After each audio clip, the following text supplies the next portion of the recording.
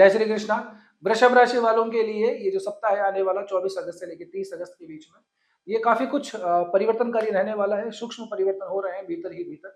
आप लोगों के लिए शुरुआत का जो दिन होगा यानी कि सोमवार का, यहाँ पे आपके अष्टमेश और तृतीयेश राशि परिवर्तन करेंगे, तो थोड़ी सी चिंताएं यहाँ पे दिखाई देती हैं। खास करके हमें मानसिक तनाव थोड़ा ज्यादा दिखाई देता है। किए गए जो प्रयास हैं, जो एफर्ट हैं, वो थोड़े से सक्षम रूप से, सफल रूप से आगे लागू होते कम दिखाई देते हैं। लेकिन इसके बाद में, सप्ताह के बाद में, यानी कि मंगल, बुध और लगभग गुरुवार का दिन होगा, यहाँ पे भाग्येश और तृतीयेश ये दोनों एक दूसरे समसप्तक होंगे। यानी कि पराक्रम, मेहनत, जो भी आपने एफर्ट किया है, जो भी आपने प्रयास किए हैं, उनका रिजल्ट इंस्टेंट मिलेगा, तुरंत मिलेगा। तो जो कोई डील वगैरह अभी अटकी पड़ी है या कोई भी काम है, चाहे इंटरव्यू वगैरह आगे देना हो या जॉब से रिलेटेड कोई काम हो, किसी क्लाइंट से मिलना हो, तो उनसे कोई बात नहीं है, एंगेजमेंट नहीं हो पा रहा है ना, तो वो सब चीजें आपके इन 2-3 दिनों के लिए थोड़ा ध्यान रखिएगा।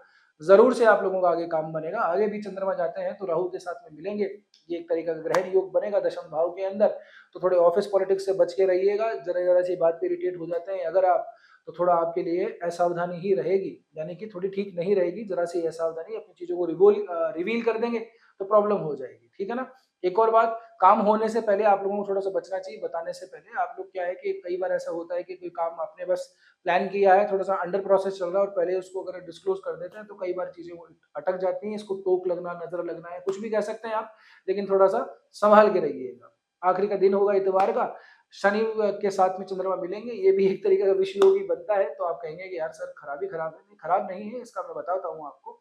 तो अंतिम दिन रहेगा, मैं ये कहूंगा रिलैक्स में रहिएगा। अपने बॉस सीनियर वगैरह से अगर कोई मीटिंग है तो थोड़ा सा टालने की कोशिश कीजिएगा। इवन सोमवार तक, जो अगला सोमवार आएगा 31 अगस्त का, तब तक टालने का प्रयास कीजिएगा, क्योंकि 11वें भाव के अंदर ये चीजें बन रही हैं। तो उनको थोड़ा सा विषय योग जो है वहां पे थोड़ा सा इतना सफल रूप से आपको मदद नहीं करेगा। अब सेम इसी टाइम पे क्या होगा कि आप लोगों के लिए जो आपके लग्न शुक्र हैं, और जो आप लोगों के लिए आपके त्रिकोणाधिपति बनते हैं बुध, ये दोनों वर्गोत्तमी होंगे नवमांश चक्र के अंदर। तो यहाँ से इन दोनों की वजह से आप लोगों को काफी कुछ बेनिफिट मिलेगा। तो सप्ताह के अंतिम दिनों में ये जो ग्रहण दोष और ये जो विषय योग आ रहा है, इसको बुध और शुक्र मिलकर के सॉर्ट आउट कर देंगे। और क्योंकि बुध आप लोगों के लिए पंचमेश बनते हैं, है ना, और आने वाले समय में यहीं पे उच के होंगे, तो आप लोगों के लिए तो मैं ये कहूंगा कि थोड़ा सा अपना विवेक का इस्तेमाल थोड़ा ठीक से कीजिएगा, है ना। और अगर थोड़ा ऐसा आ रहा है कि यार इरिटेशन होकर के या जल्दबाजी के अंदर कोई डिसीजन लेना पड़ रहा है, उसी समय के दौरान कुछ ऐसा है, तो थोड़ी लंबी सांसें लीजिएगा और अपने इष्ट को याद करके और फिर आगे काम कीजिएगा, ठीक है ना।